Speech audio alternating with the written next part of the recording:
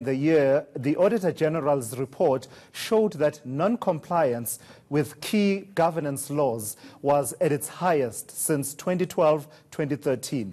88% of municipalities produced financial statements with material misstatements. This week, Ntiyiso Consulting launched an annual municipal revenue maturity benchmark report at the SALGA National Members Assembly in Durban. It measures revenue performance across South African municipalities. For more on this, we are joined now by Miyelani Holeni from the consulting firm. Thank you so much for coming through, Miyelani. So, what is the broad overview in as far as revenue performance is concerned? I imagine not too good. Well, at this stage, I agree with you. The performance in terms of what we've seen, especially in the past 2 years, has not been great. We have seen regression in the case of municipalities which were starting to do very well. So the maturity report that we have come up with looks at those matrices and the factors that will have contributed to municipalities regressing. And we're starting to bring in new factors which municipalities must look at, especially from a revenue point of view, so that they start improving. So the key things is about municipalities are doing the traditional things that they've always done. Send, a bill, expect a customer to pay it, and if they don't pay it, try and come up with different ways of following up, which have proved to be ineffective. So what we are coming up with is let there be also innovative ways of dealing with the revenue for municipalities. And revenue is key to a municipality, isn't it? I mean, if you're not making any money, you have no financial muscle to do anything for anyone. Absolutely. And the way that we've conducted the research, for instance, we've taken into cognizance that we are actually seeing three types of phenomenon happening within the municipality. There's the top third of municipalities which are doing very well. There's the middle third, which is kind of getting by. But we also have the bottom third, which is absolutely in dire straits. And so our research focuses on that. So what we've also done is we've layered our research using data that we've collected over the past 6 years. We've done research into the municipalities, and we've also spoken to practitioners within the field. And essentially we're saying there are 5 types of municipality archetypes that we are seeing. We were seeing those that are dependent on grants, and they are basically missing out all of the opportunities that are there. And those are lagging behind because they should be pushing ahead. And those we've called beggars. Essentially, we're saying they need to get out of the point where they're dependent on grants. Any examples that come to mind? So some of the examples, is municipalities mainly which are in the rural of our countries, right, because those ones don't have very stable revenue bases. And those municipalities, if you look at the way that they've been crafted, they're almost crafted not to be sustainable. So they need to look at how they come up with redemarcating some of those. And the other types that you The other types that are there is those that are starting to show a bit of promise. They are starting to collect revenue. They understand the revenue line items that they must come up with. And those are emerging municipalities. And some of them are emerging from very difficult circumstances. But despite, the fact that they are making efforts, we simply just say they are still snoozing because there's more that they can do. When you look at the third one, we're starting to look at municipalities which are doing a bit more.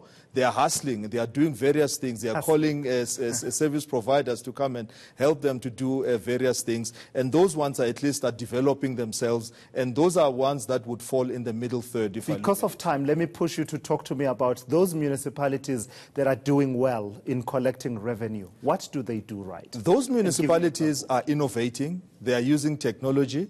They are automating their processes. So it's no longer just the traditional thing of saying write in the receipt book, but they are going out there and they are finding various technologies that they are using.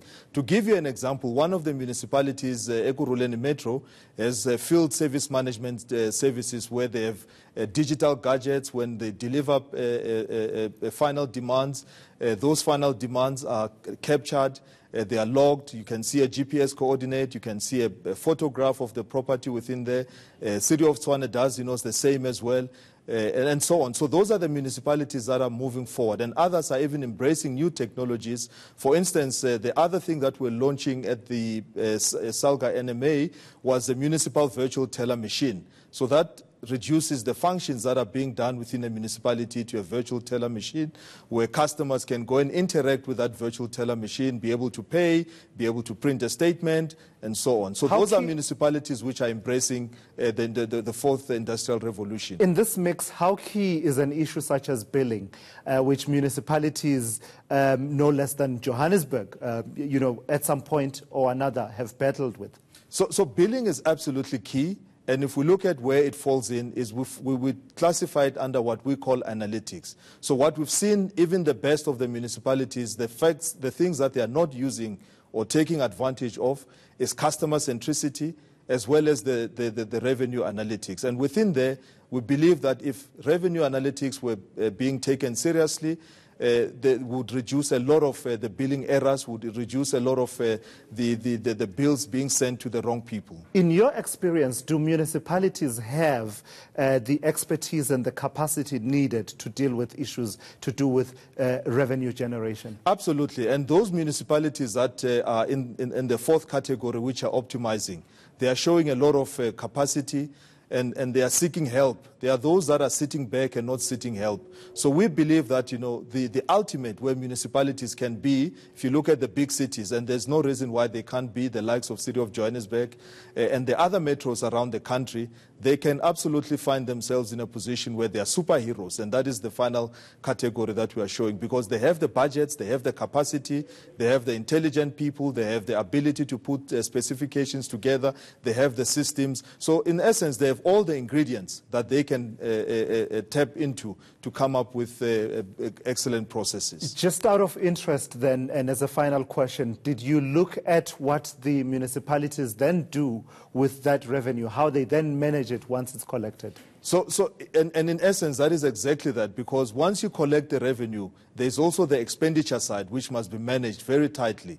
So that is the other aspect that we are going to look at much further, but we did just a bit of work to show that there needs to be a cash management process to manage the cash to the point where that cash is not just collected and it just leaves as soon as it's collected. So there are various things which are catalytic projects that municipalities can embark on.